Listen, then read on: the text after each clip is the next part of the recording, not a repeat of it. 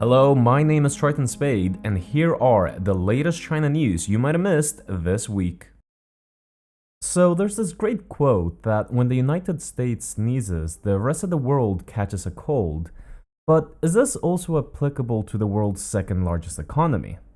Despite China's massive trade surplus and its predominant role in global growth, some experts contend that its economic expansion primarily benefits China rather than the broader global community.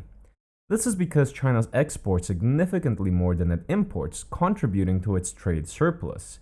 Consequently, the extent to which China grows or contracts has a more direct impact on the nation itself than the rest of the world.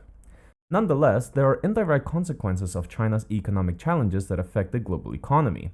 For instance, if Chinese consumers reduce spending on goods and services, it could lead to decreased demand for raw materials and commodities, impacting countries heavily dependent on exporting these resources.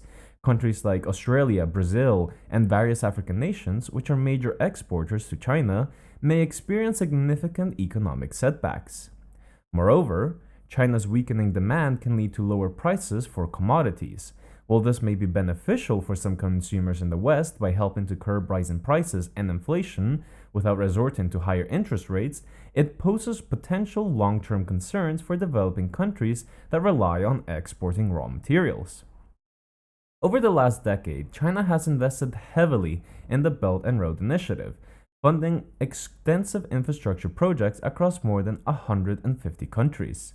However, if China's economic challenges persist, its commitment to these projects could wane. As a result, Chinese companies and banks may have reduced financial resources for overseas investments and infrastructure development. This could impact the progress of BRI projects and limit economic opportunities to many countries. China's economic situation could also influence its foreign policy.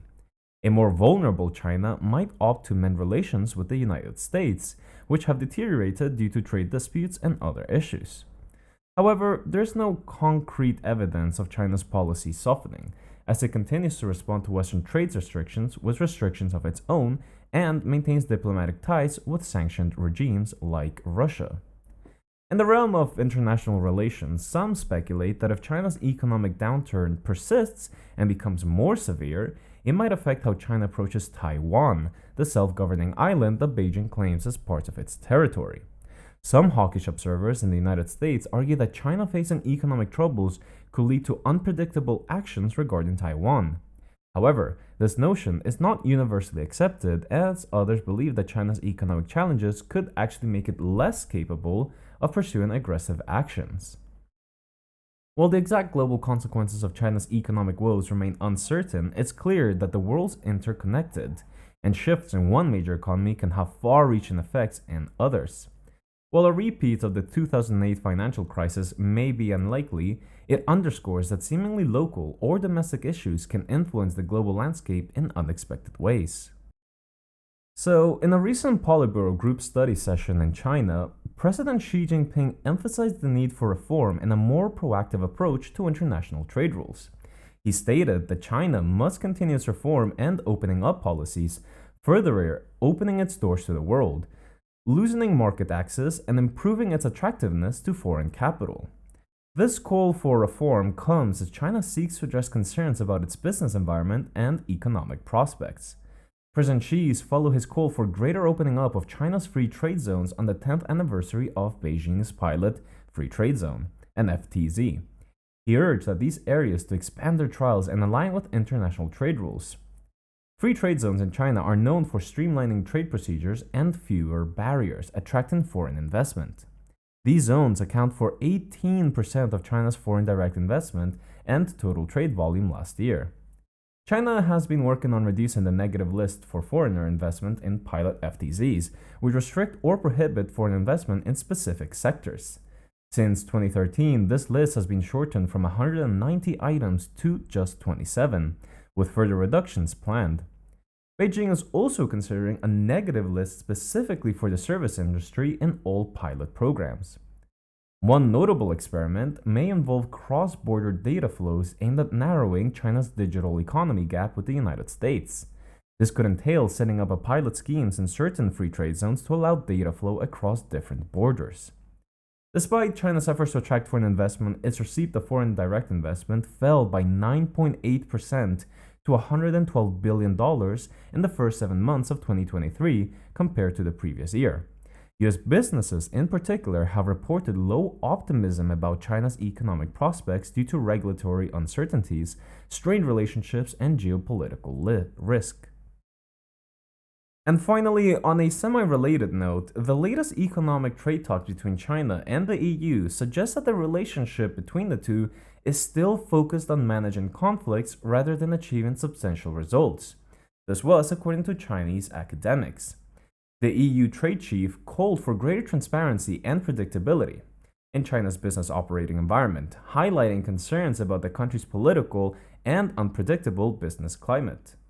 The EU has sought to reduce supply chain dependencies, while China's stance on not condemning Russia's actions in Ukraine has added to tensions. Both sides have agreed to establish new communication platforms, including an information exchange platform on export controls and a working group on financial regulations. They will also resume their macroeconomic and economic and financial dialogues, which haven't occurred since 2016. Discussions on setting up a China-EU transparency mechanism of supply chains for raw materials are also planned. Market access and trade discussions include topics such as alcoholic beverage exports, access for European businesses in the Chinese medical service sector, and areas concerning agricultural exports, cosmetics, and baby milk formula. The EU Chamber of Commerce in China welcomed China's commitment to investigate market access barriers for EU companies, but noted the need for tangible action. Chinese academics see the dialogue as a constructive step amid external uncertainties affecting their relationship, recognizing that maintaining dialogue is vital for stability and resilience. They also view the exchange of information on supply chain issues positively, acknowledging the limits to de-risking. Experts suggest that despite skepticism and differences, the EU is seeking ways to cooperate with China, particularly considering global economic challenges and the impact of US interest rate hikes. They stress that cooperation could be mutually beneficial, but both sides need to understand that navigating each other's strategies and initiatives effectively to determine the extent of cooperation or tension in their economic relationship.